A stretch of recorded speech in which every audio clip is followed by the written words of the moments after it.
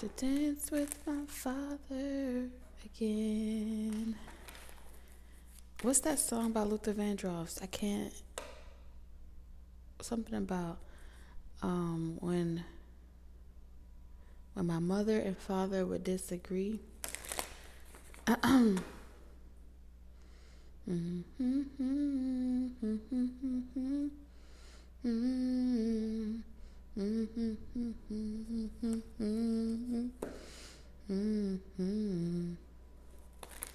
Something about remembering the relationship or the special moments before. I'm hearing Dance with My Father again. I don't know if that's the name of the song. You know, the crazy part, it was raining hell today. If any of y'all are in Texas, it was definitely raining hell today. We have an affair in reverse.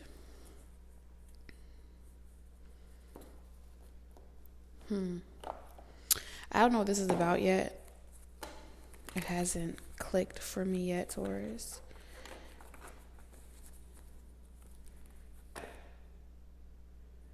This is why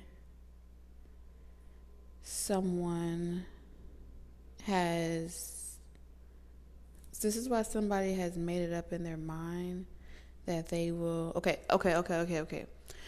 Whether this is you, Taurus, or someone else, it's like I've made it up in my mind that I won't date someone from the same profession as me. I won't, like if I was to settle down, one of us would have to be home and the other person would be like the provider. And the reason why someone has made up that decision is because they watch their parents disagree. They watch something tear something apart. And even though, let's say somebody never cheated or there was no infidelity in the relationship, it's something about having an absent parent or both parents constantly having to work so much. And I feel like in this particular situation, there's a lot that if you feel like, yeah, I agree with that, that's kind of like where I stand. I feel like there's a lot that you don't know. Okay?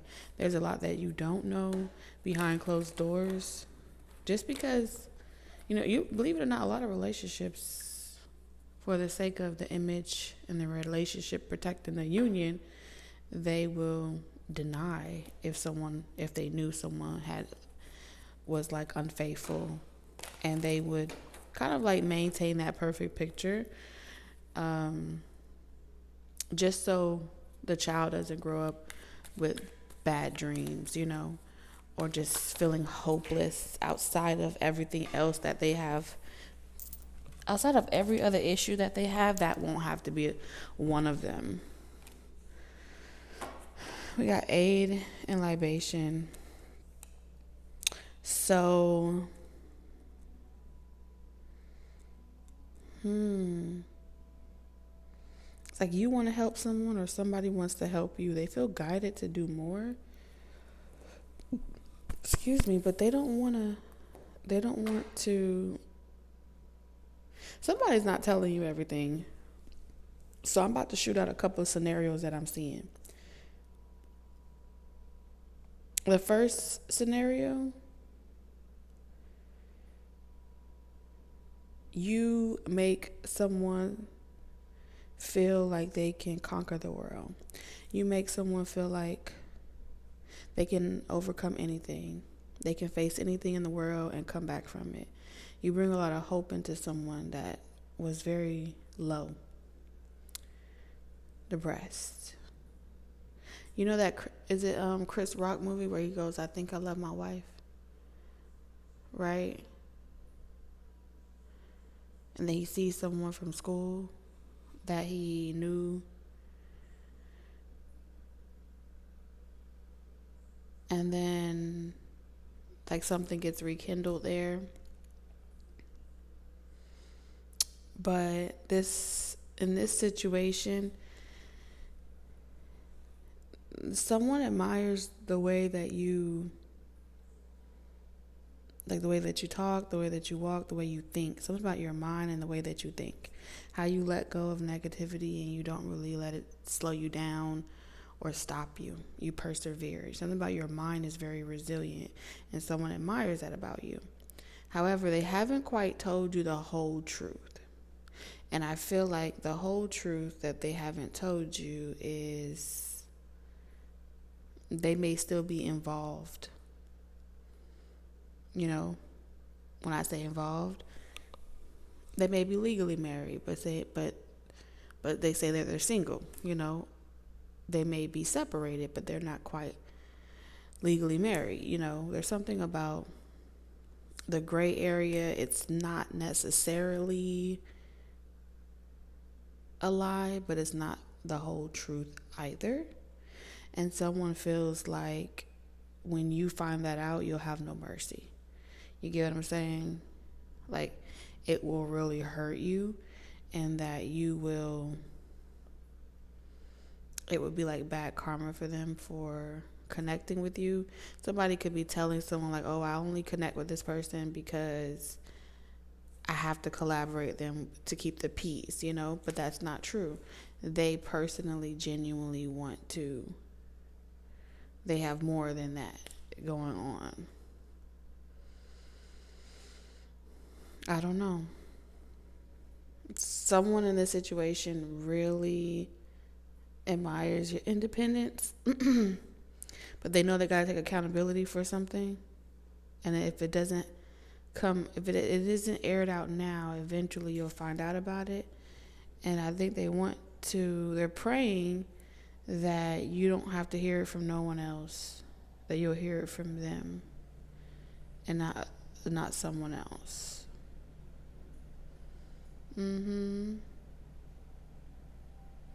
There's another scenario happening on top of that, and this is where it gets very interesting, because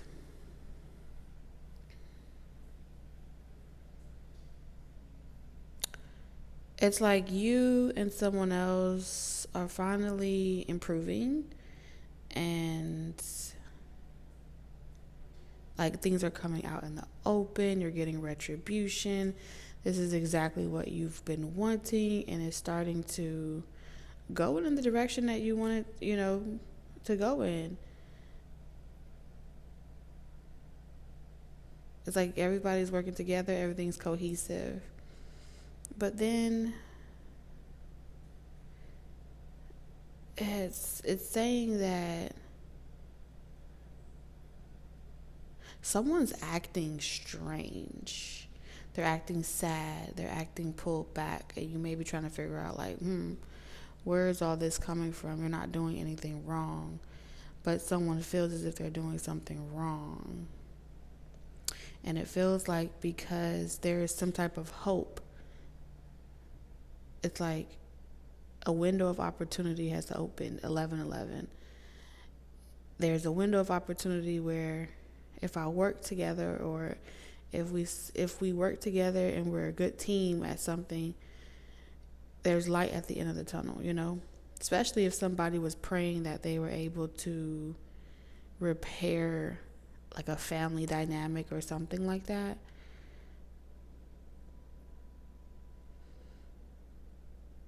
And I feel like this is an issue that somebody has when they feel like one connection is not moving forward, or there's no hope in a situation because they're not being forgiven, or someone doesn't want to accept their help, or there's a disconnect. Instead of taking that time to themselves, they say, okay, no problem, and then they go and talk to someone else. Now, when they're talking to someone else, when that door is closed, they're getting the other person emotionally invested.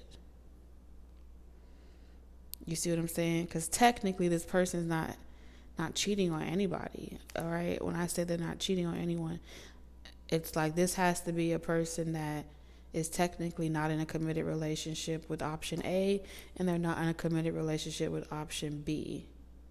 You understand? But if you were to ask them who their first choice is, it will definitely be option A.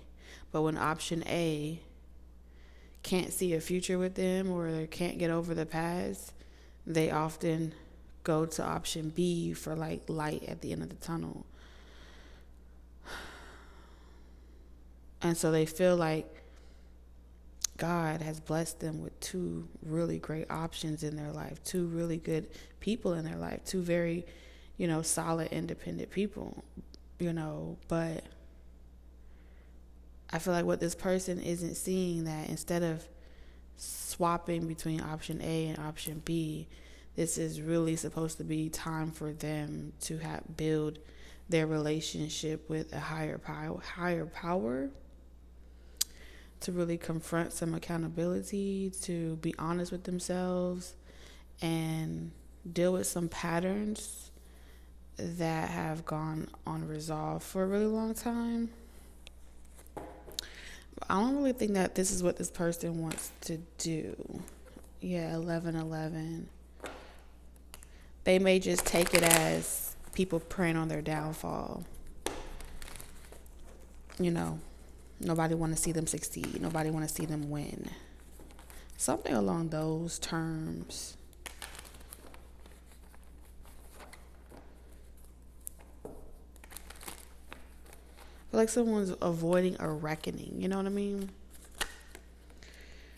We have the Hermit. Yeah, I'm telling you, someone is avoiding like healing, the process of healing. That's not what they're really trying to do right now. Six of Pentacles. And so whoever is going to stick around is who they're going to explain themselves to. Any person that feels like they're sick of this, they're tired, they're over it, and they're going to close their door, this person is going to be like, oh, well, got it. I'll go to the option B, or I'll go back to option A. And so both doors that are swinging it's like it's delaying some type of lesson, because someone attaches generosity as love. Like they view someone being charitable, generous, kind, telling them what they want to hear,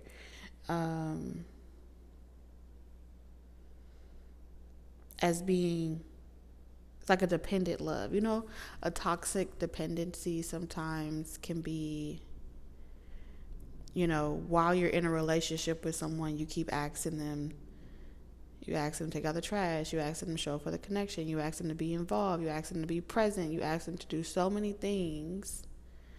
And then they never do it. But once you leave them and you're no longer involved, here they come doing all the things that you asked them to do for a period of time. And then you're like, wow, they're finally doing what I asked them to do. They're finally giving me what I asked them to give. And then as soon as you get slightly comfortable, they rip the rug from underneath you and they go back to doing the same things that they were doing before. That pattern repeats itself with the Six of Pentacles. And because you got to see this person being pure perfection, it becomes confusing as to why this person only gives their best on the brink of never getting it, never having it in return, or never having or losing something that they desire. And so both option A and option B has become very reluctant to being generous to this person because of that. They sense that whoever this person is doing this has a pattern. Like both option A and option B are able to identify a familiar pattern in behavior. Okay, King of Swords in reverse, yeah. And it's disguised as like detached. It's like, sure, yeah, whatever, It's the King of Swords energy in reverse. And so the process of detachment that this person is currently transitioning to is a test of endurance for both option A and option B. It's like they're detaching, they're flaky, they're being the King of Swords. I don't have to answer to nobody. I don't have to do anything. I can do whatever I want. I don't have to answer to no one.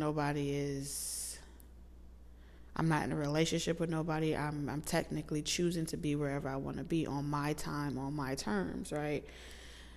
This is someone that would make plans with you, but they fall through. They would say one thing and do another, and then expect you to just be flexible and receptive when they're ready to extend their generosity.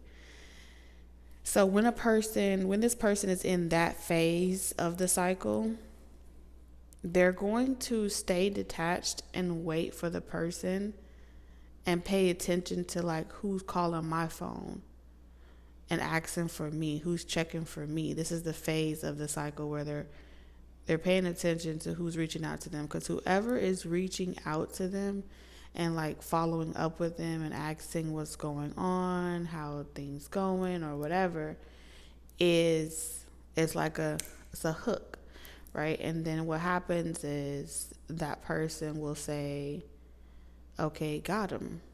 This is the person that is ready to be generous.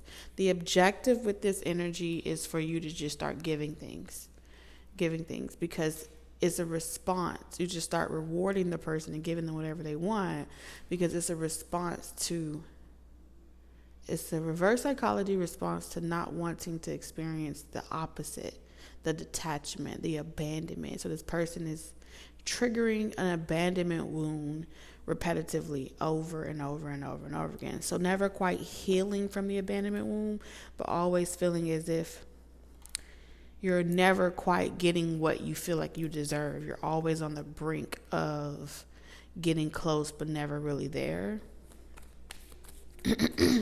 Keeping you thirsty. It's like a thirst trap. And I feel like ultimately, one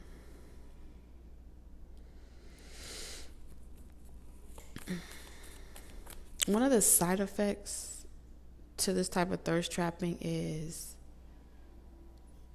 the other person, depending on how long they've been doing this with this person, especially anything over 10 years, they would kind of pick up traits of being emotionally unavailable from this type of relationship. And so typically how they respond to situations is they're always looking for this type of pattern. It hyper attunes you to wanting to avoid this type of pattern. Okay. Because once you see it, it's like you can't unsee it. You know what I'm saying? Once you become aware of that pattern, it's like you notice how that pattern is being duplicated in the friendship sector, in the family relationship sector, in the romantic sector. And yeah. So you guys probably have, any of you guys dealing with this situation, probably have a lot of people that do this pattern or perform this type of tactic on people probably don't like you. You know, they probably feel like you are a pain in their ass. Straight up. So this is how you are humbling narcissistic behavior patterns.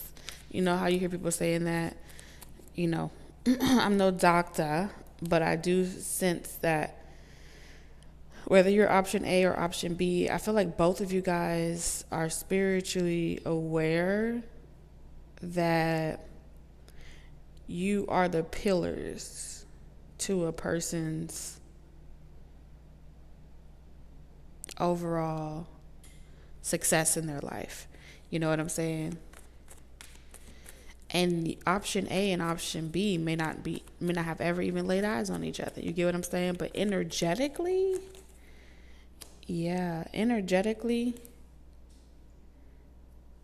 y'all are like the lioness that has this lion in check. And I feel like because you guys with the Magician in reverse, you know this person really lacks the courage. And that's, they don't really have the courage. They don't really have it in them. So you know how they say when you don't really have the courage in you, when you're not really built with that type of strength inside of you, to really be who you claim yourself to be,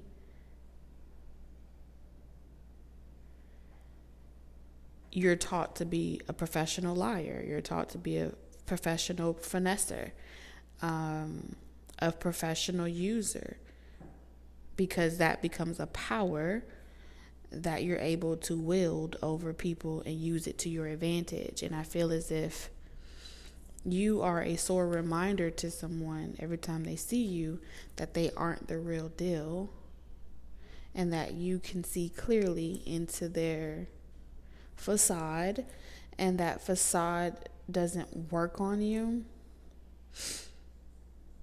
And so on some level, it's a resentment. It's like a level of resentment because it isn't a fun game when everybody knows who's cheating and everybody knows how it's being played. It's not fun anymore. You get what I'm saying? And so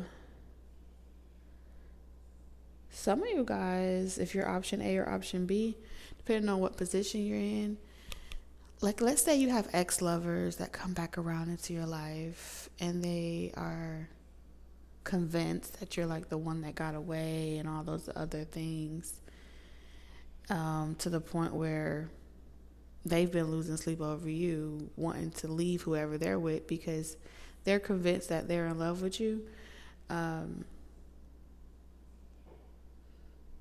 Y'all are making people realize what they have at home, and when they try to connect with you and see that you are like set in your ways, you're not changing, you are who you say you are, and they can't mind fuck you or swindle you into believing that they got it like that, or believing that they are who they say they are or who they portray themselves to be, they be wanting to go back. They're like, yeah, I'm not going to cheat on my partner. Yeah, I'm not going to even mess with that. I'm going to go back home to the person that is going to stick beside me, because if any of them try to leave, these are the type of people that are better off sticking with the option that is going to still be there even after they hear the truth. You get what I'm saying? Or even after they hear a lie. If they lie or they tell the truth, if you're still going to be there, then it's worth explaining to you how they got themselves caught up with option B or option A. But if they tell you the truth or they lie to you and you still leave, that makes them more mad. That makes a coward more mad, because it's like, I might as well have just took that secret with me. I might as well have just said nothing and waste no breath. So the objective of even sitting down talking about anything that happens or transpires with people, they never really care to talk about it. It's only when they get caught. But when they get caught, they want the other person to listen. How you get caught doing some shit and you want people to listen to you, convince them in so many words that it's not what it looks like. You know? So I feel like, I feel like Spirit is saying,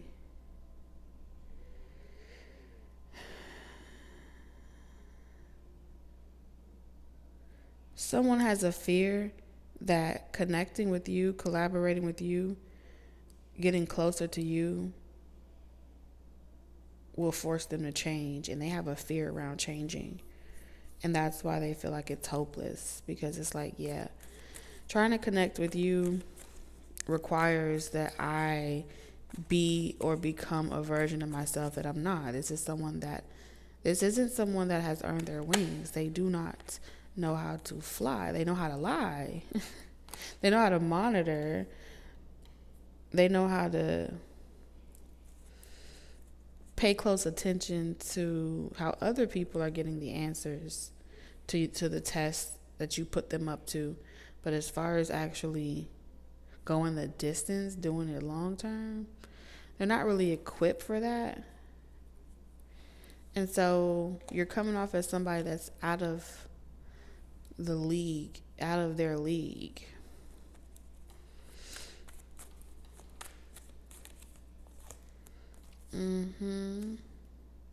Because you're not making the game fun. The game is only fun when they're able to play it in a way where let's play pretend like it's really happening. Let's play pretend like I'm actually doing it. But I need to know that you will make me look good even when I'm not good.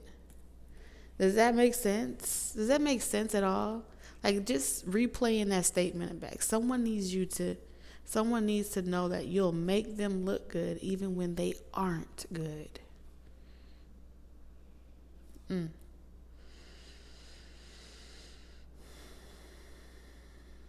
That you'll protect their reputation. Like you're protecting your nest. Like you're protecting something valuable to you.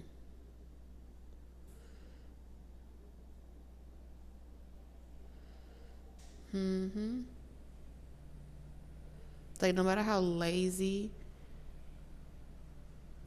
the characters are, for the sake of the pride, for the sake of the family, the children, all these other reasons, you will only tell the best story tales. That's the only thing that you will share. Because giving supposedly their best image, even though they were shitty or not their best. You ever know some people say that? Like, oh, my father wasn't perfect or he wasn't the best, but he at least did this. You have to try to really squeeze something out. You know what I'm saying? You got to really think about it versus just saying, no, they were shitty. They ain't shit, And it's like, how dare you say that about that person? They're dead. Okay. And I'm sure that they know that they weren't shit either. But it's like people expect you to glorify them even when they're wrong or even when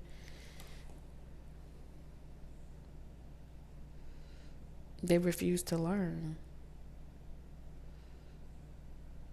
It's like Spirit is saying, these people could learn from you. They really could learn from you from just paying attention to how you move, the things that you take, the things that you were willing to do to work on you. I feel like you've been very forthcoming. And at this point, people wanting you to spell it out for them in big, bold letters and dumb it down, water it down, make it more digestible. All of those things are a way to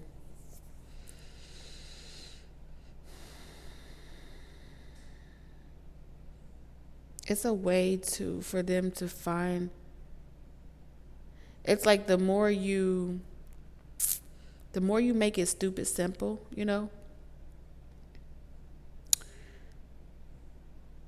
how to do shadow work for dummies, the more you make it stupid simple, the easier it is to pretend and lie as if the work has been done because you gave all the answers to the test. So these kinds of people, whether it's romantic or professional or just association, they, even after you explain something, they will still ask for more help, charity, and assistance because They need you to tell them more so they can perform better. They can portray themselves to be better than what they are. But you're making it very difficult to pass off as you, because you're not keeping it stupid simple. You know how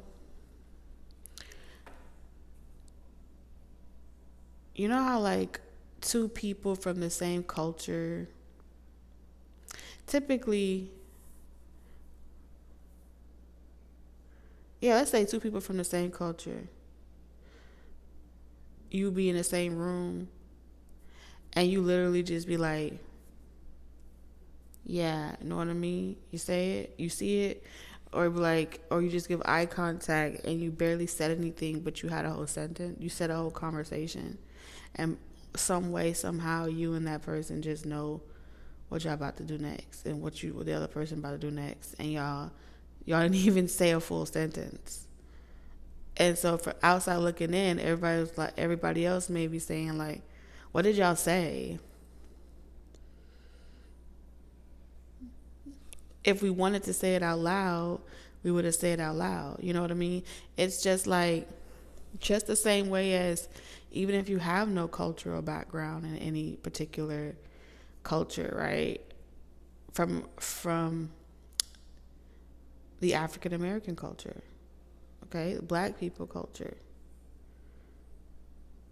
When you squint a certain way, when you make certain facial expressions, when you do the things that you do, when you say it in a certain tone, when you nod and agree, or whatever you do, typically body language, nonverbal cues, stuff like that.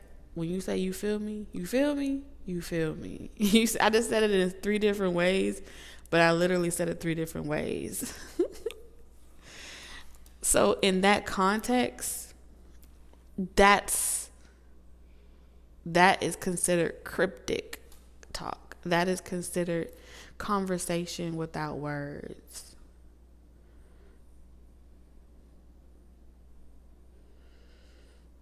And what I'm seeing here is that y'all deal with a lot of people that struggle with being able to understand plug talk. It's basically trying to decode what biscuits at 5 o'clock mean. It feels like lingo, all types of communication. It feels like, I want to know that. Like, can you explain that? No, like, some recipes don't come with a cookbook. Some things don't give measurements. It's a feeling. You see what I'm saying? It's a feeling. It's a taste. It's seeing with the heart.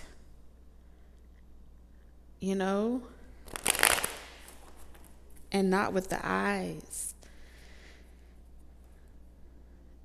It's listening to the wind. It's smelling. It's seeing miles away. It's seeing at a distance. It's being able to know, just to know.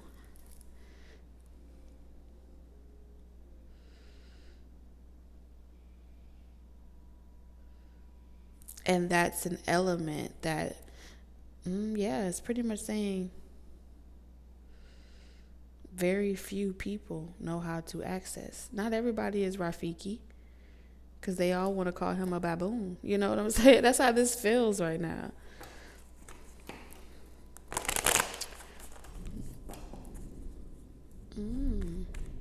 Yeah.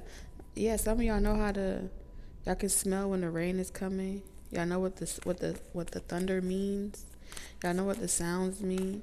Y'all know if it's a cleanse, if it's something if it's anger. You know the emotions of every element. You know how to read between the lines. Straight up.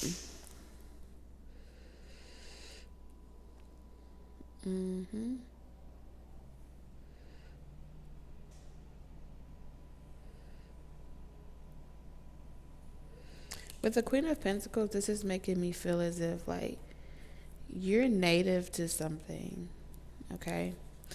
Native is just meaning that you are not an alien to something here, a process. You're very familiar. Okay? It's in you, it's not on you. That's been the theme a lot lately, especially with the telling you, like, at the end of the tunnel.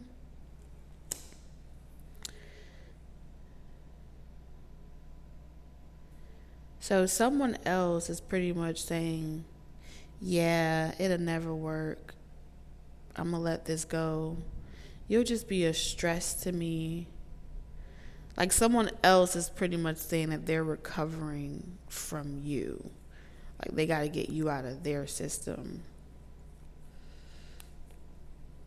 But you already chose to get this person out of your system. So the Chariot and Temperance is here saying, is it coming or is it going? I don't know here.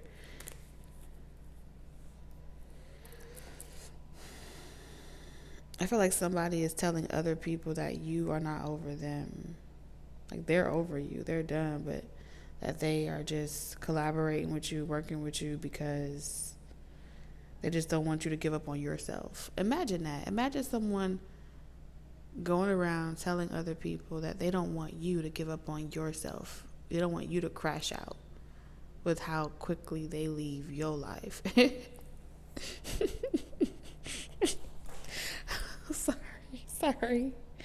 Sorry, the moon energy. Okay? How? What? I feel like you've been let something go. You've been at peace with a situation. And someone is telling someone else, like, I'm trying to help you. They're telling other people, I'm trying to help you. I'm trying to be nice to you so you don't curse me or you don't try to do stuff to harm me or pray against me. I want to leave in peace. Nobody is stopping people from leaving you. But it's like they continue to stick around. I don't know why, but that's what it's pretty much saying.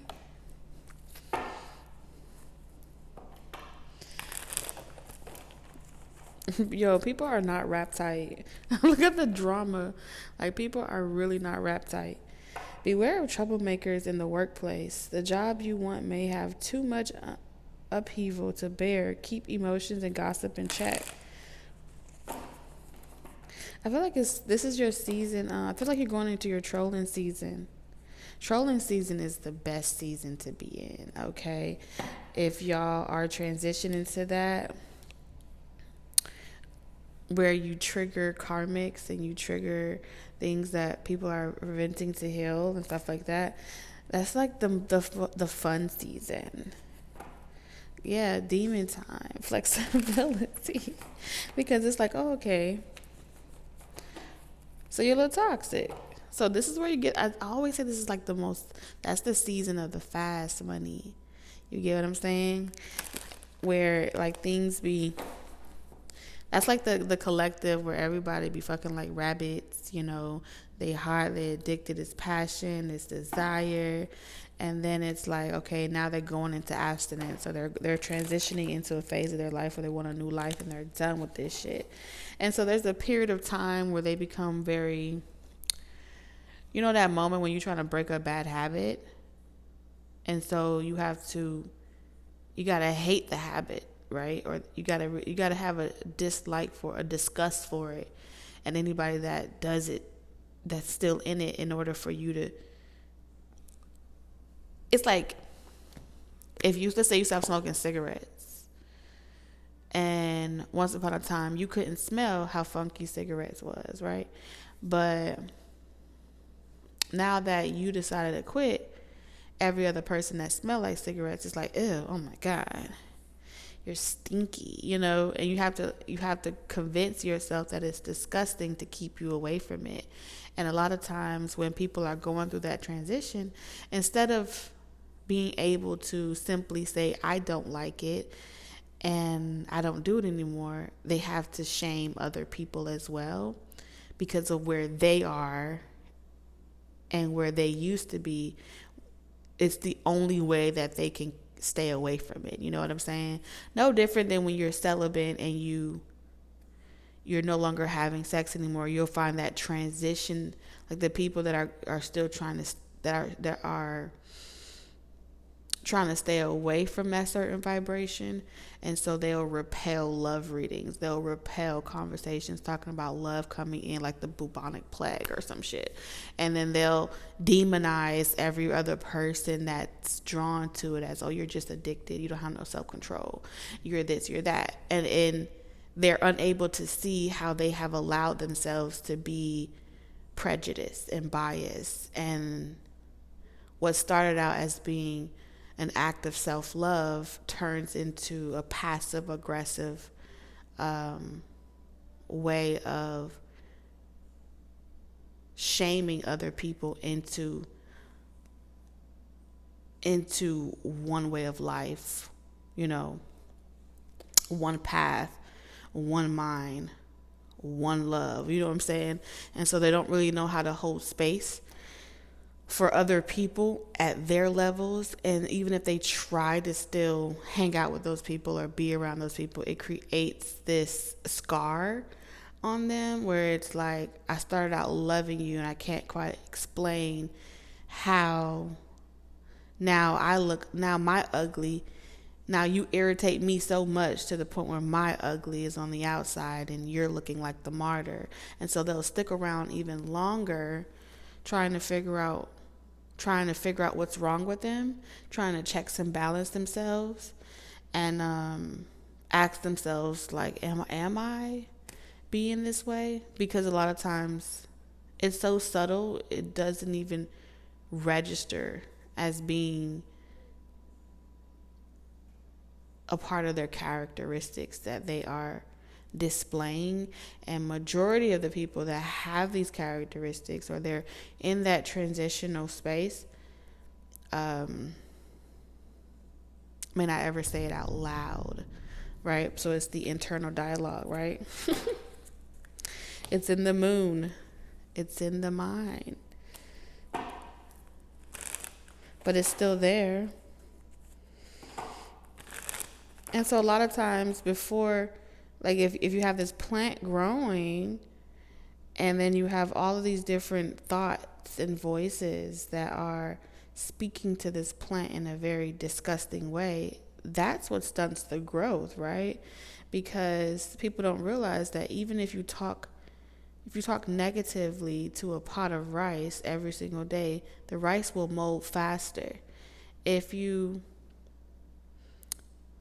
project so much hate to a plant, the plant will die, right? And it's like, keep that same energy, because our thoughts, 9 of Swords in reverse, our worries, our fears, well, I'm just worried about this and I'm just worried about that. Our negativity can it's not that it delays it, but it will entrap you and you will fold on yourself. And I feel like that's kind of, a lot of people are being released from that 8 of Swords. It's like, no. Let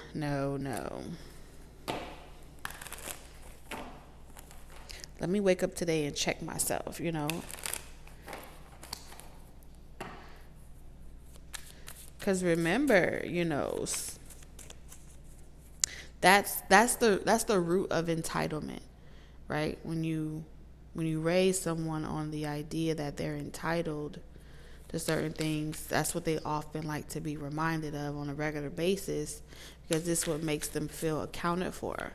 If you're not constantly telling someone that they're entitled to their retribution, or they're entitled to this, and you know, the karmic is one and that, and this is happening, X, Y, and Z, they feel like nothing is happening about their injustice. And so it's a root issue of victimization. And believe it or not, that has become a whole energy source. Has been putting a lot of food on a lot of people's table, is to tell you how much you're about to be vindicated, you know. Yeah. And then next thing you know, 10, 11 years pass by, and then you have the collective of people that come in and they find you and they're just like, I've been waiting 12 years for retribution and it ain't come yet. May not happen in your lifetime. You're going to keep waiting. I see you in the afterlife. Because every time someone come to tell you, every time an ancestor or angel or angel on earth comes to you and they tell you, hey, let me help you out of this slump. Let me help you out of this negative thinking. Let me, here's your opportunity. You can't see it. Can't see it as an opportunity because there's a fear of change here.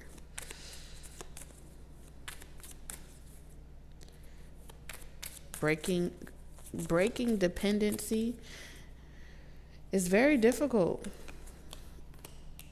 But I feel like every year around when it gets cold outside, I might have to cuff her.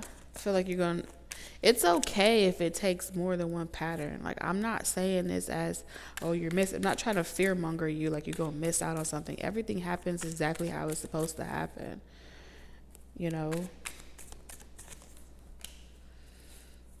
Everything happens exactly how it's supposed to happen.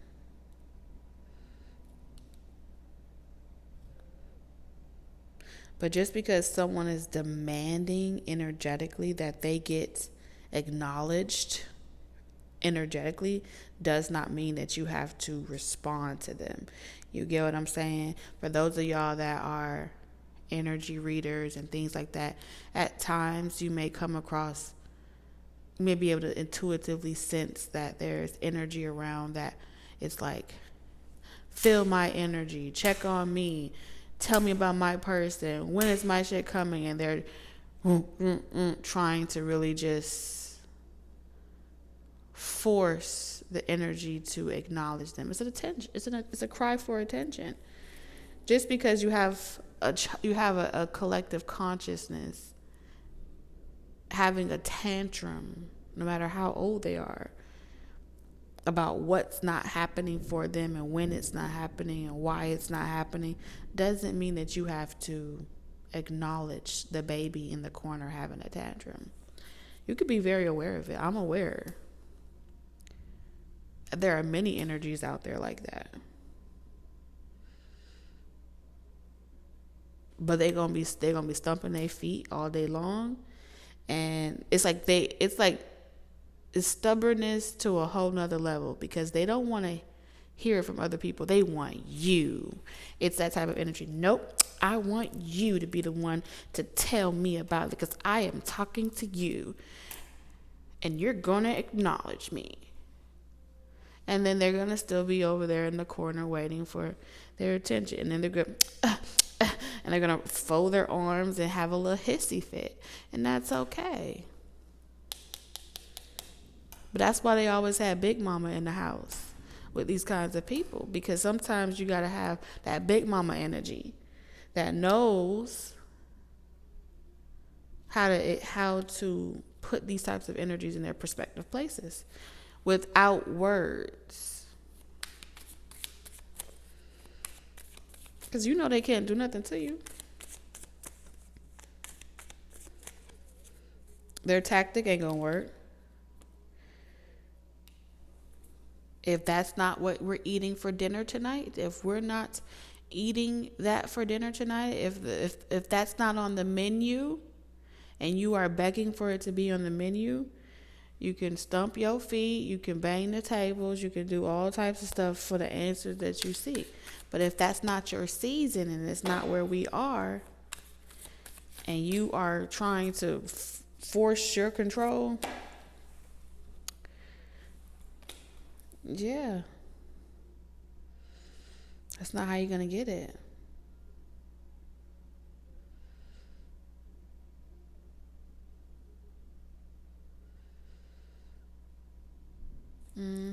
That's what I'm seeing here.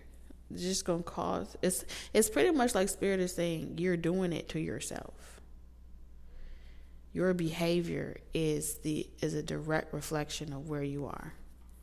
The way your gratitude is a direct reflection of where you are or are not. Everything that's happening It's a you thing. It's an entitlement thing. And so the steps will be revealed to you, but that ain't how you want to do it. You want to do it your way. Well, then do it your way until it works out for you. But you're going to have to go and move around, and you're going to have to bully someone else. That's what it's pretty much is saying. Because I feel like somebody wants you to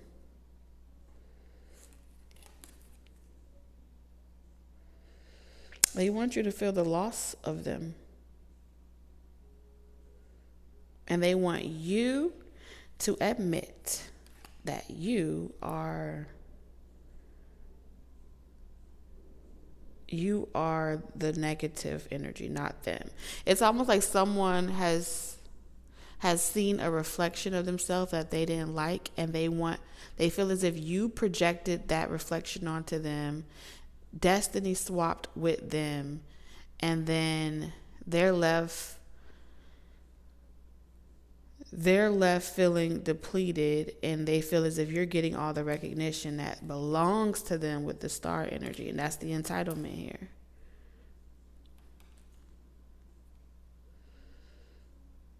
So on some level, this person feels like you're living their life while they're watching you. Like they feel like they're watching you live their life while they are living the life that you were supposed to be experiencing. Yeah, that's how they feel. And they have a lot of resentment towards you. They feel like you were supposed to be in this position, and they feel like, I wish I never met you. I wish I was a little bit taller. So they often like to go back to the past and think about and walk down memory lane, because they want to hear you, and they want to hear you say it, because they feel like if they could get you to walk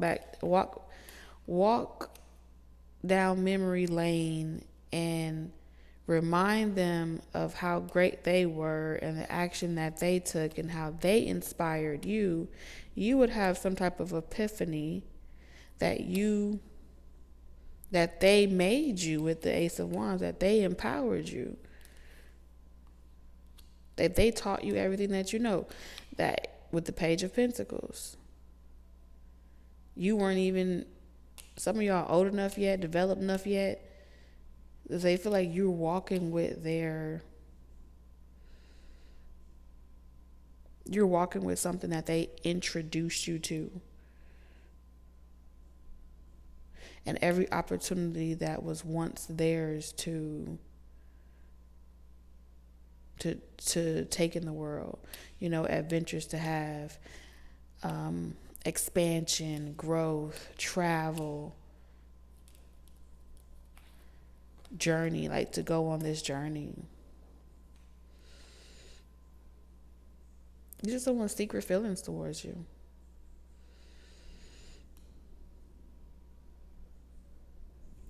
And when they look back on their life, they feel like when they told you about their dreams and their visions and who they were, you met them wealthy, you met them powerful, you met them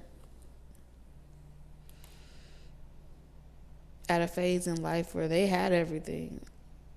They were born with a silver spoon.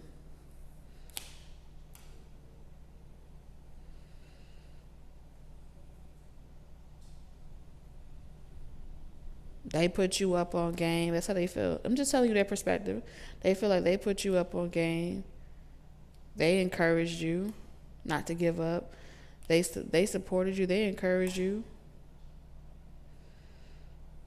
They let you eat at their table. They let you be around their people.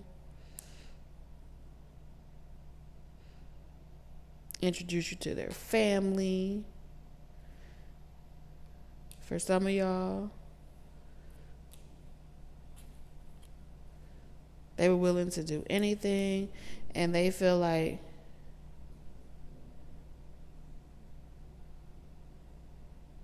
when they look back at it, you left them holding a stick and then they feel like you siphon their energy, swap their destiny.